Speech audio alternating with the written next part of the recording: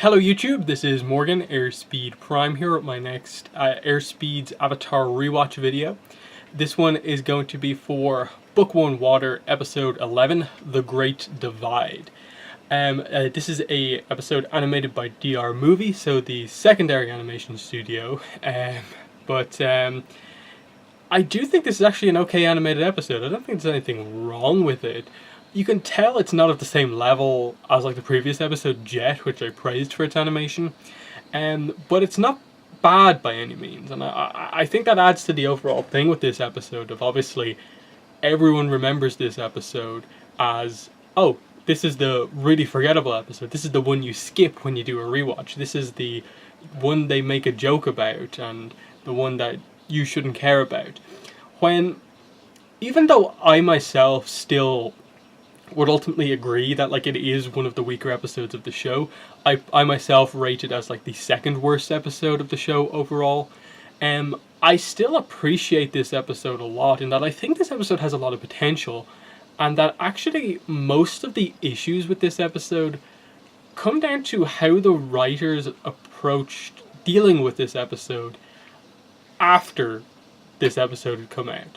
In that they saw the fan reaction to this episode, and instead of just kind of being like, okay, there's an episode that they didn't quite like, they set up a lot in this episode and then don't never refer to it again except to like joke about it, when I think there's actually a decent amount of setup for stuff they could have done with this episode. And what I say about the reason I say that is because one of the main things in this rewatch that's actually going to be, I think, fun to watch, that I'm really enjoying, is really looking at the early stages of the series from a world building perspective in terms of what they establish now versus, I suppose, what they clarify later on. And I think one of the most interesting things about this episode is that they establish this idea of Earth Kingdom tribes. And as far as I'm aware, maybe I'm misremembering this, but I think this is the only episode where the idea of Earth Kingdom tribes is ever referred to. Yes, you can say that like technically the Foggy Swamp tribe is an Earth Kingdom tribe, but you know it's Water tribe people fundamentally. What we're basically after this episode, almost every time we refer to it, Earth Kingdom like society and how it works is usually like, okay, these towns, there's these villages. The bigger towns are, you know, organized into like rings. It's a lot more kind of organized. So the idea of like a tribe in the Earth Kingdom kind of feels a little weird almost. And they present some like quite interesting things about it here. Just like, okay, 100 years ago. So this is like Aang's time period is when this stuff was going down. And that like, it seems like these tribes, at least at that point in time, had the leaders of Jin Wei and Wei Jin. And it seems like back then they were clearly two separate tribes, but clearly very linked in that this doesn't seem to just be a case of like it's just these two random tribes from like complete opposite ends of the world that happen to meet in this one moment. It feels like there's like a constant connection between the two of them, mainly because obviously the ultimate like the leaders of these tribes, when you going back into history, their names are so similar. It's just the same thing reversed. It's Wei Jin and Jin Wei, like the same two parts of the names just swapped. And I think that's pretty telling. I think that's why Aang, obviously, when he makes up his version of the story, says that they're twins. Because it makes complete sense because their names are so similar. Is it a coincidence? Is it not? But I think clearly there is some sort of connection to be made here.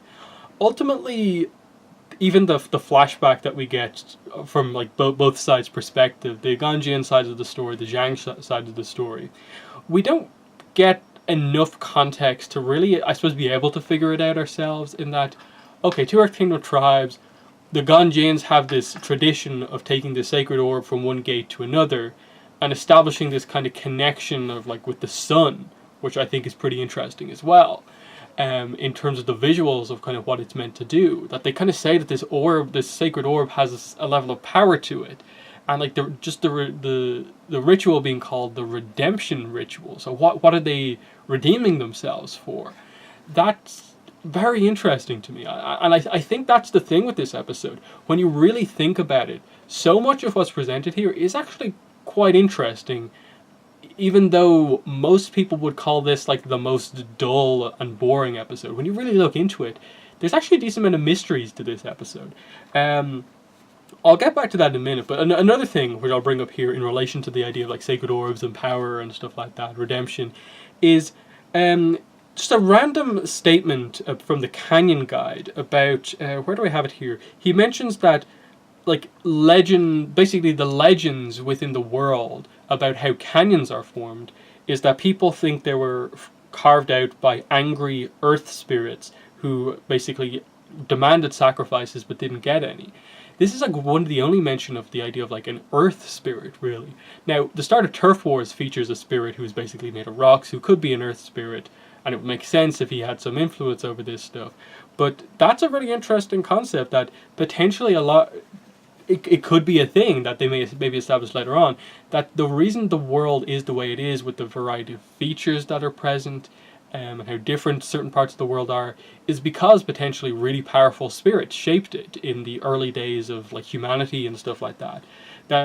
It's just a small statement made here, but I think it's one that barely anyone ever refers to, because the Canyon Guide almost says it as a joke, but then you think about like spirits.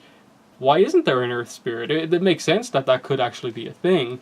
And maybe the redemption ritual is relating to like earth spirits or something like that. There's a way to connect all this together if the writers took the time to actually, I suppose, clarify what this episode was trying to establish with introducing these two tribes, introducing both of their backstories, and then all this other stuff. Because like you often think like, I'd love backstory for this character or that thing or that thing.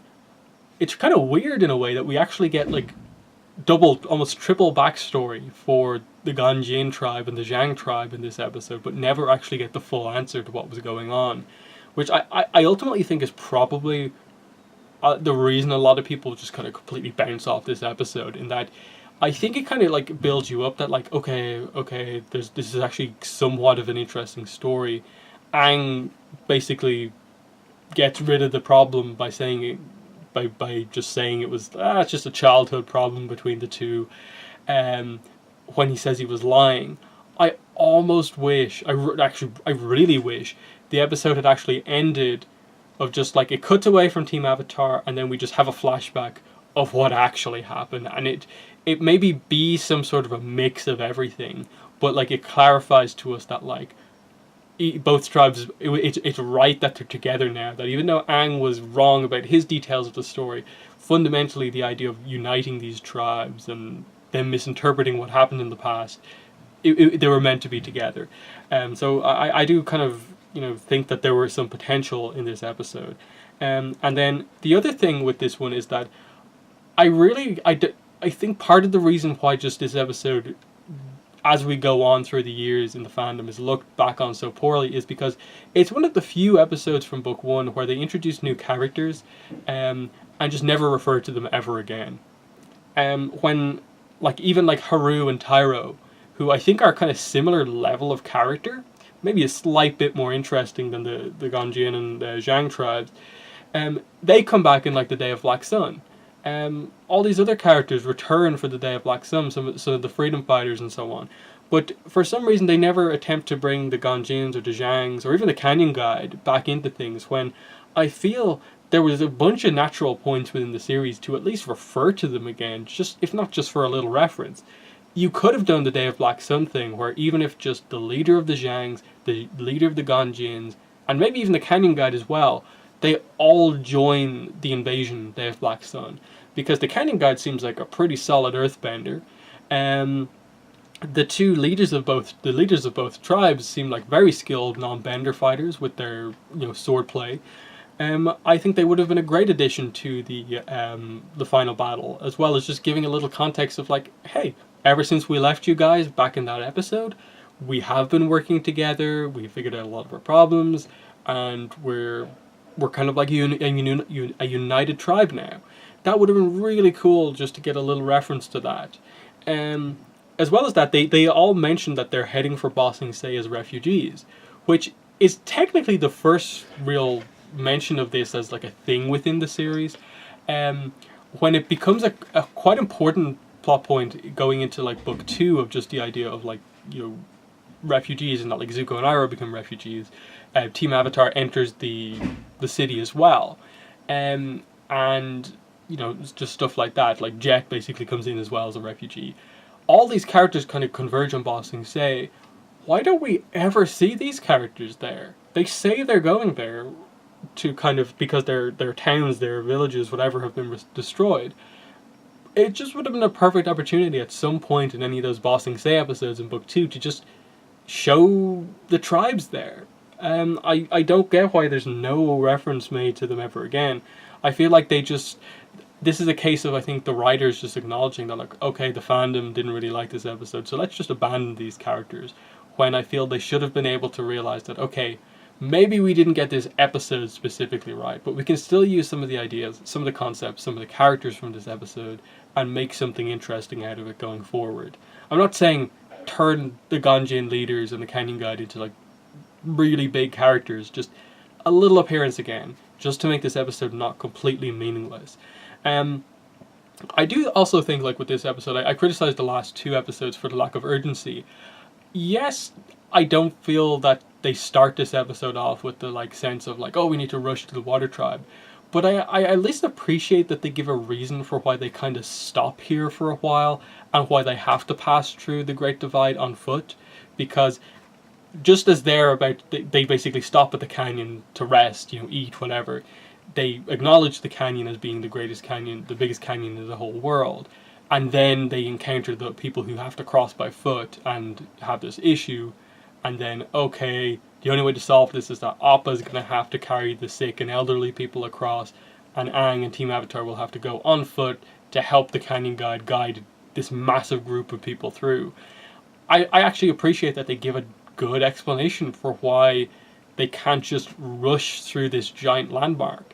And, I suppose as well as that, I appreciate just as part of the journey from the bottom of the world to the top of the world, they acknowledge that they passed through a very notable landmark in the world. They passed through a huge location, and it takes a full episode. It's, again, the episode is a bit dull. It's not the most exciting episode, but there's some interesting aspects to it. It, at the very least, is fun because, you have the setup at the start of the episode with Katara and Sokka kind of bickering with each other, basically about being kind of neat and tidy and like making sure that, like, even if you don't think it's going to rain, you have those things up. And then Sokka's approach is like, no, it's not going to rain. We'll just use those as a blanket. We can use it for something else. What if it doesn't rain? We've just wasted all that time. Just the idea of, like, kind of practicality versus, like, laziness or whatever you want to say. And how that's exactly the dynamic between the Ganjins and the Zhangs. And you naturally have Katara side with one, Sokka side with the other. And it just makes for a nice comedic moment where they just randomly happen to hear both sides' story about why they hate each other.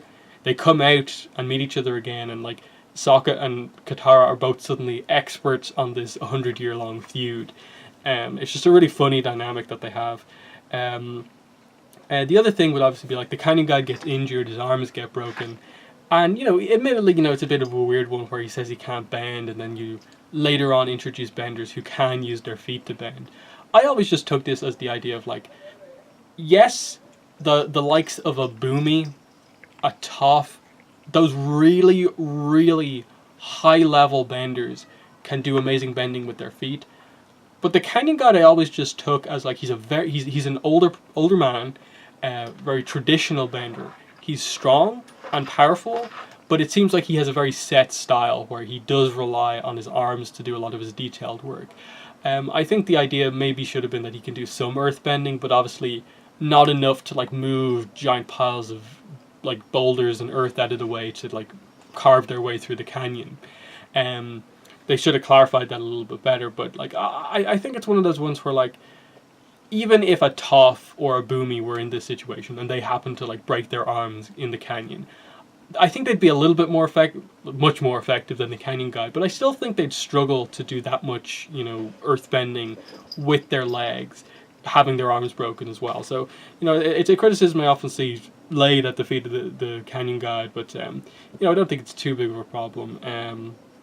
In that, earth bending, I think, is kind of, for the most part, does inherently rely especially when doing big things like the canyon guy does and using your arms. Like even King Boomy, when he fights Aang, has to do lots of hand movements to get the huge chunks of earth flying. Same with Toph. So I think that's the explanation there for that.